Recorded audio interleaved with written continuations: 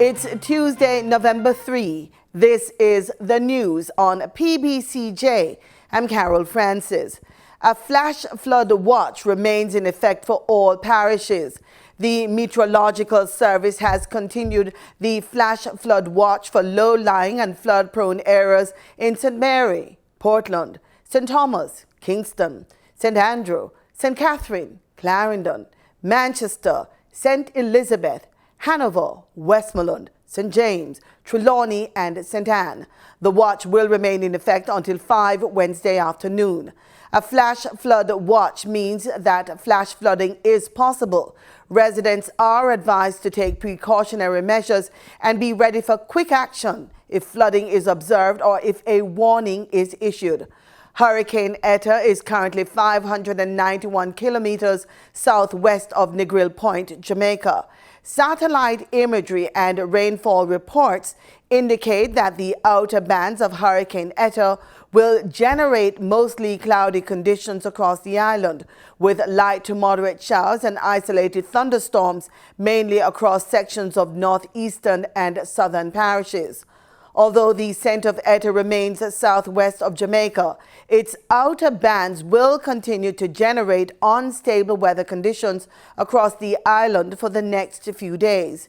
Due to the extended periods of rainfall, there is likely to be a high degree of ground saturation. As a result, landslides and flooding are possible. Fishers and other small craft operators who are in port are advised not to venture out, as sea conditions will deteriorate in the vicinity of showers, thunderstorms and strong gusty winds. Those at sea should exercise extreme caution. The extremely dangerous Hurricane Etta is moving toward the west-southwest near 7 kilometers per hour. On the forecast track, the center of Etta is expected to make landfall along the coast of Nicaragua. A whirling column of air and water mist was spotted off the coast in St. Margaret's Bay, Portland on Monday, November 2. The water inside a water spout is formed by condensation in the cloud. Yo, brother, look how the water go up in that ear, brother. Go up on land. Me never seen it like this. Me never see it like this before, brother. Me never see it so close yet. But at the 7th floor here, the pan make you pick it up so good. All of those are water now, you see it? They're from.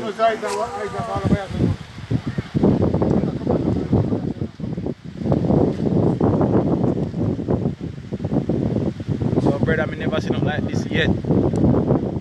Water spouts are seen periodically off the coast of Jamaica. If a water spout moves onshore, the National Meteorological Service would issue a tornado warning, as some of them can cause significant damage to infrastructure and injuries to people. 40% of the water we use in the Kingston and St. Andrew area comes from the Yallahs and Hope River watersheds. These watersheds are also the most degraded on the island and are in urgent need of attention. The National Environment and Planning Agency, NEPA, staged an intervention with its now completed Socio-Economic study of the Yallahs and Hope River watersheds. The study led to a rescue project of sorts for the watersheds. According to interim project manager Andre Reed, the rescue actions taken included the reforestation of the area. We have seen over 500 hectares of forest being reforested under our project. If you're a soccer player or a football player, 500 hectares is like 700 football fields. If you're more into cricket like myself, that's over 350 cricket pitches that were reforested under our project. We'd have engaged over 5,000 farmers in terms of teaching them about sustainable livelihoods. Directly though, we would have had what we call a farmer field school approach, where farmers would have benefited from one of our partners, which is RADA. They would be in the field with them, teaching them soil and land management practices, conservation practices, and we would have graduated over 400 farmers from that initiative. The project is one of the components of the soon-to-be concluded integrated management of the Yallahs and Hope River watershed management areas, or the Yallahs Hope project. Mr. Reed was speaking at a recent JIS think tank. But if you were to look at the program overall, the Yallahs Hope program, you realize that the design would have recognized that You can't have true watershed management without data. In fact, this project went a far way in recognizing the need for data. We had an entire component. We had 3 components under our project. We had one component which was strictly data gathering and institutional strengthening. The presentation that we have today comes under that component. So we are looking at today the socio-economic findings, and we are looking to see how these findings relate to the degradation that we're seeing in the watersheds. The export of mangoes from Jamaica is a lucrative business venture. In 2017, Jamaica earned over $900,000 from the exports of over 517,000 kilograms of mangoes to Canada. The United States market is seen as an extremely viable option for exports of mangoes. The Ministry of Agriculture has earmarked 1,000 acres for the project. The project is in partnership with private investors to take advantage of the huge market in the United States for Jamaican mangoes. More from Marlon Samuels. One of the most popular fruits across the world is the mango. In fact, mangoes are often referred to as the king of fruit. In 2019, Jamaica exported 12,000 pounds of Julius and East Indian mangoes to the United States. It was the first time in 20 years that mangoes were being exported to that country. Since the start of the year, 100,000 pounds of Jamaican mangoes have been sold in the United States. The Ministry of Agriculture is capitalizing on the success of the mango exports by putting measures in place to establish mango orchards in the parishes of St. James, St. Thomas, St. Catherine, and Clarendon. Mango plants are being distributed under the ministry's National Fruit Tree Program. The program is designed to support food security and protect Jamaica's environment on a sustainable basis. The goal is to distribute approximately 4,500 fruit trees. The high levels of vitamins and fiber found in mangoes mean that eating the fruit can help boost immunity, lower cholesterol, help in digestion, and improve your eyes. For the news on PBCJ, I am Marlon Samuels. Here now is the latest COVID-19 updates from the Health and Wellness Ministry. Jamaica's COVID-19 death toll has now climbed to 214. The deceased are an 87-year-old female from Westmoreland and 3 other females from Trelawney, one of them aged 73 years, the other aged 71 years, and the third aged 84 years. 2 of the deaths were previously under investigation. On Monday, the island recorded 39 new positive cases. This brings the total positives to 9,296. 29 recoveries were also reported, bringing that tally to 4,666. 17 moderately ill and 6 critically ill patients are among the 4,297 active cases now under observation in the country. 85 persons are currently hospitalized. For the news on PBCJ, I'm Gabrielle Thompson. Young people across the Caribbean and the Americas gathered on Monday to participate in a virtual peace forum under the theme Creating the Infrastructure for Peace, virtual gathering of leaders from Caribbean and the Americas. While the Caribbean is recognized as a peaceful and united region, peace is much more than the absence of war and violence.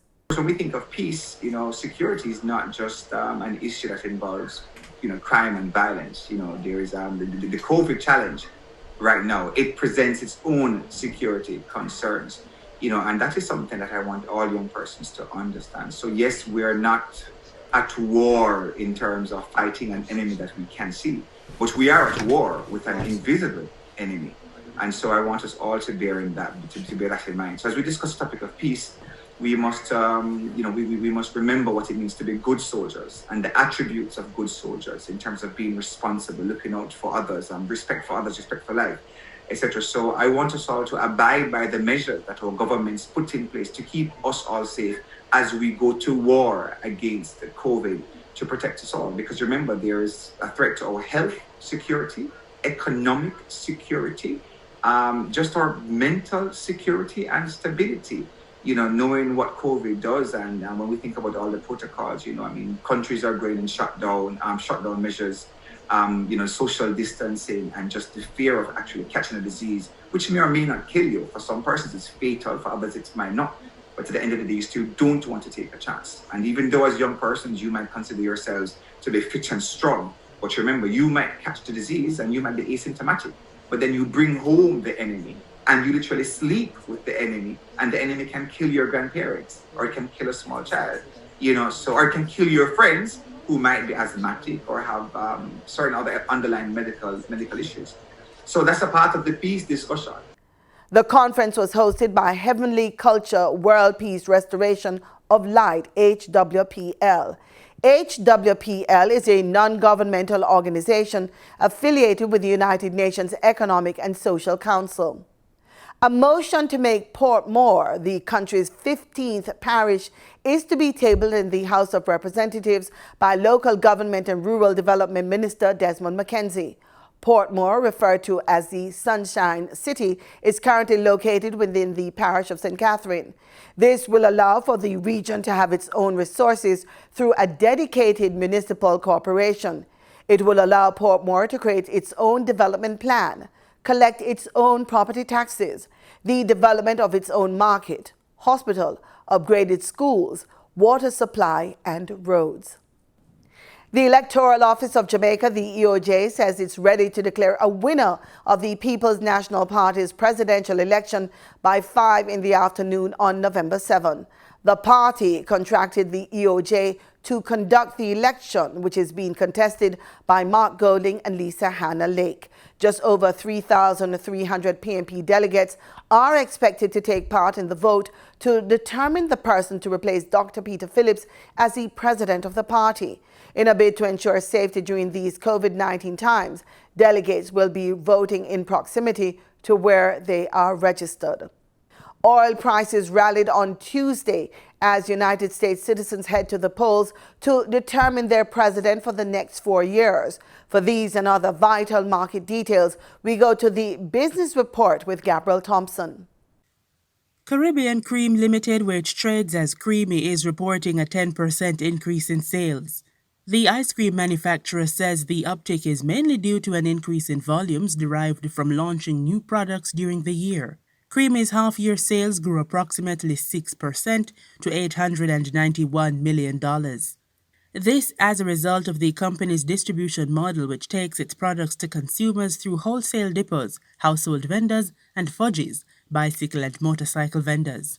Speaking Tuesday at the company's annual general meeting, General Manager Ryan Peralto disclosed that despite this increase, profits fell to $54.5 million. This, he noted, was attributed to an overall 12% increase in the prices of raw materials. The ice cream and novelties manufacturer says it could not adjust prices quickly to compensate, nor did market conditions allow the company to pass the full impact in higher prices to consumers. In Monday's trading session, the JSE Combined Index declined by 1,026 points to close at under 400,000 units. Overall market activity resulted from trading in 87 stocks, of which 42 advanced, 36 declined, and 9 traded firm. The Junior Market Index advanced by 24 points to close at under 3,000 units. Stocks advanced for 1834 Investments Limited, AMG Packaging and Paper Company, and Caribbean Assurance Brokers Limited. Stocks declined for Access Financial Services, Burita Investments Limited, and Berger Paints Jamaica Limited. Trading firm were Siboney Group Limited, First Rock Capital Holdings Limited, and the JMMB Group 5.75% preference shares. Lumber Depot Limited was the volume leader with 4.2 million units, followed by Sagicor Select Funds Limited Financial with 1.2 million units, and Lasco Financial Services Limited with 1.1 million units. Now for the foreign exchange. The US dollar on Monday, November 2 ended trading at $147.25. The Canadian dollar sold for an average $110.63. The pound sterling traded for $191.18, and the euro ended trading at $174.47. Oil prices extended their rally on U.S. Election Day with a 3% gain as financial markets staged a broad recovery, but concerns over surging coronavirus cases around the world capped further gains. Brent crude futures rose $1.13 to $40.10 a barrel. West Texas Intermediate crude futures also rose by $1.13 to $37.94 a barrel. And that's it for this edition of the Business Report on PBCJ. I'm Gabrielle Thompson. In news from the region, St. Lucia was lashed by heavy rains on the weekend. Parts of the island experienced flash floods and landslides. Colby DeVoe reports. The entire island of St. Lucia was lashed by a sustained barrage of heavy rainfall the entire weekend, triggering flash floods and landslides in some areas. The topsoil, already weakened by the continual torrent of tropical downpours, gave way in some locations. Low-lying areas prone to the overflow of a large amount of water were quickly submerged.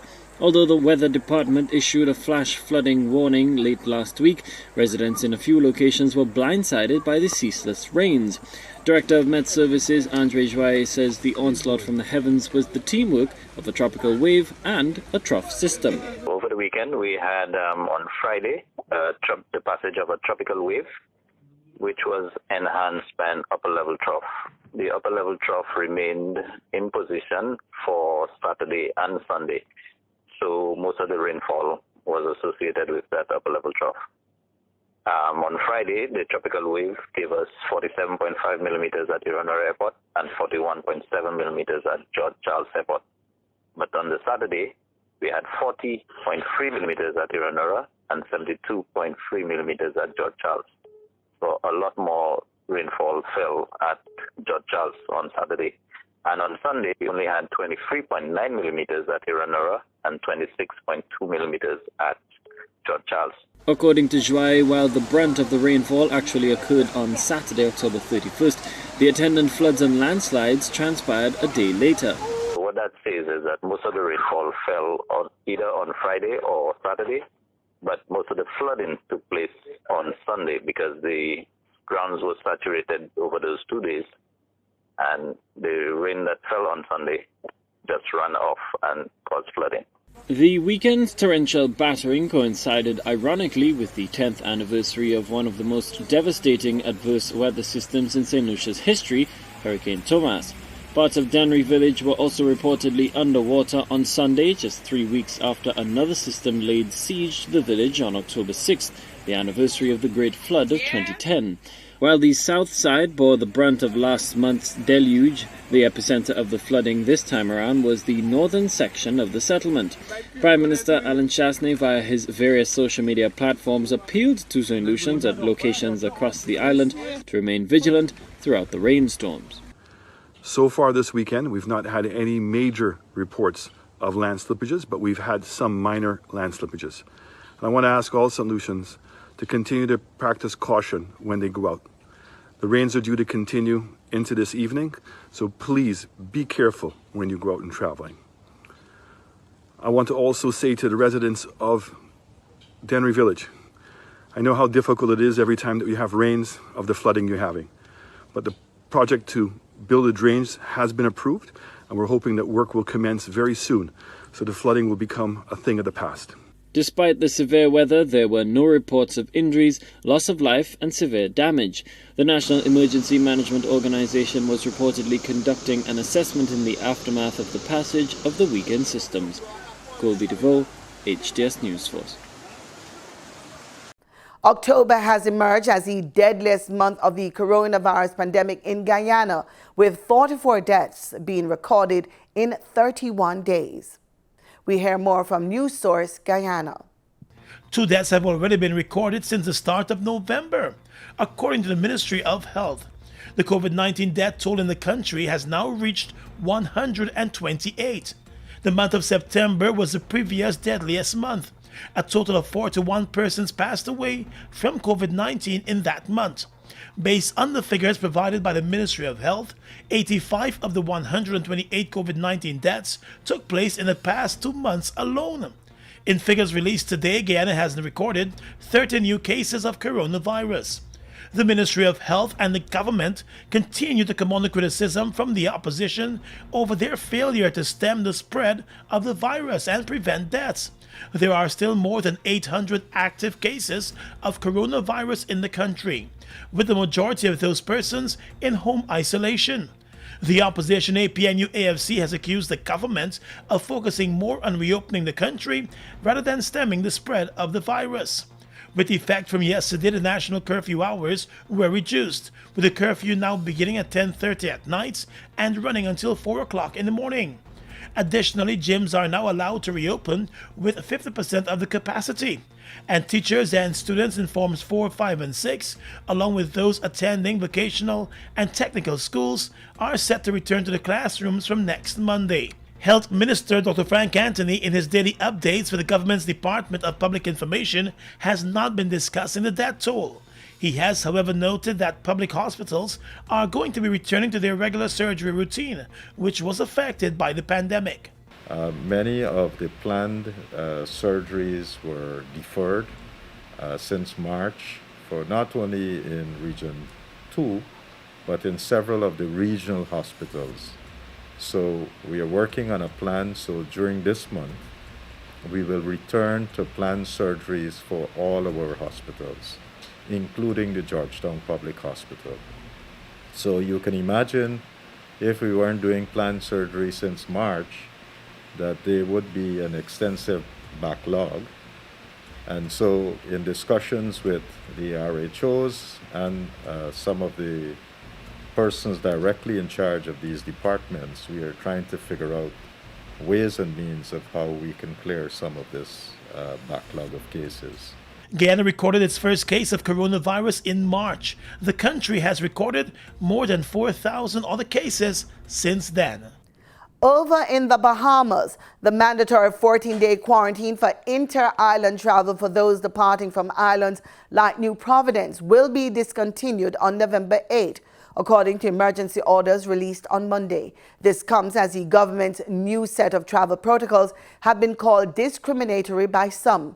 The country's tourism minister says while it may appear that way, one must weigh all the options. Yes, that some might argue this is, to a certain degree, this is mildly discriminatory, but we feel that the benefit derived by getting Bahamians back to work and hotels open far outweighs that issue. Yallahs says he understands the argument some may have when it comes to the treatment of visitors and whether the new travel protocol put in place could appear a bit discriminatory, particularly when it comes to a hotel's ability to apply for exemption to keep their beaches open during weekend lockdowns when public beaches are closed. However, the tourism minister says one really has to look at what's at stake. When asked if he thinks it's discriminatory, Yallahs said not really, and here's why. It's certainly different. I mean, we're obviously having, well, not really, because if you're a Bahamian and you want to go to a hotel, you've had your PCR test, and you want to go to the beach, you can do that. Yallahs said it was actually the hotel operators who pushed for government to understand that its tourism plan would not work without giving their guests the opportunity to go to the beach. What we're attempting to do is to create some stability in the market for the hotels. So if the hotels feel that you're going to shut the beach, then they're never going to open, and we're never going to get people back to work. According to the new emergency orders released just moments before our interview, the 14-day quarantine for domestic travel will fall away on November 8th. But in the meantime, those coming from abroad but seeking to go to another island through Nassau can avoid that 2-week quarantine if they leave the capital within a day. We allow you to overnight, make one night in Nassau, and then you have to move on. Now, if you spend 2 nights in Nassau, then that breaks the chain of the international travel. Testing upon arrival in country is no longer required. Instead, one must take a rapid antigen test on day 5, for which the cost is already covered in the travel health visa. Failure to do so will result in the person being liable to a fine of $1,000, according to emergency orders. 50% of our economy is tourism. We can't get away from that. 2 out of every 3 Bahamians are employed in the tourism sector. We have got to get this sector operationalized as soon as possible so that Bahamians can get to work as quickly as possible. And in sports, Argentine football legend Diego Maradona was admitted to hospital on Monday for medical checks. According to his personal doctor, the matter is not an emergency. The doctor ruled out any link to the coronavirus pandemic, which is ravaging the South American country, much of which is still under confinement. Maradona, who celebrated his 60th birthday on Friday, has a history of drug and alcohol abuse and poor health. He is considered at high risk of coronavirus complications should he be infected. He has suffered 2 heart attacks in the past and contracted hepatitis. Maradona went into self-isolation last month after a bodyguard showed symptoms of the virus, though he later tested negative. Along with Brazil's Pelé, Maradona is widely regarded as the greatest player of all times. And that's our package. Join us again tomorrow, same time, same place, for more news and sports right here on PBCJ, the People's Station.